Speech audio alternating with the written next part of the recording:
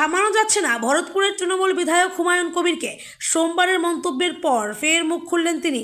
এবার তার আক্রমণের তীর রাজ্যের পুরমন্ত্রী ফিরহাদ হাকিমের দিকে।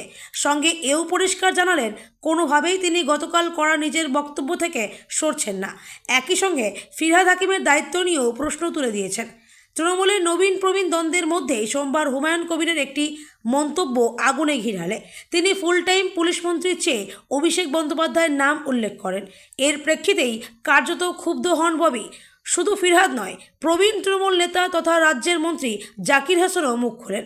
হুমায়ুনের মন্তব্যের প্রেক্ষিতে বক্তব্য রাখতে গিয়ে ফিরহাদ বলেন, যারা এত কথা বলছে তারা মমতা বন্দ্যোপাধ্যায়ের ছবি সরিয়ে নির্বাচনে নামুক, তারপর জিতে দেখাক, বুঝে যাব মমতা বন্দ্যোপাধ্যায় সব দিক থেকে বলিষ্ঠ নেত্রী। তিনি এখনও সব দপ্তর এবং দলকে নেতৃত্ব দিতে সক্ষম। যদিও পুরমন্ত্রীর এই মন্তব্যে চুপ থাকেনি হুমায়ুন।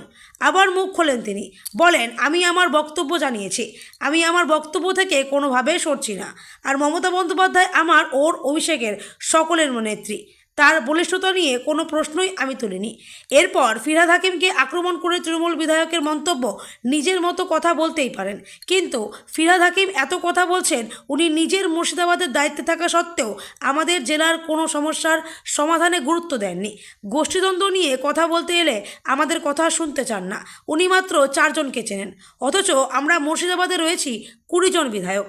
মুখ্যমন্ত্রী ওনাকে দায়িত্ব দিয়েছে মুর্শিদাবাদের, কিন্তু উনি কোনো সমস্যার দিকে গুরুত্ব দিয়ে দেখে না।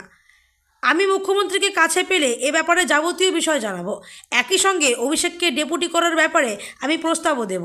হুমায়ুনের মন্তব্যের পর থেকে রাজনৈতিক কারবারিদের মনে শুধু একটাই প্রশ্ন উঠছে, তবে কি দল আড়াআড়িভাবে বিভক্ত হয়ে যাচ্ছে?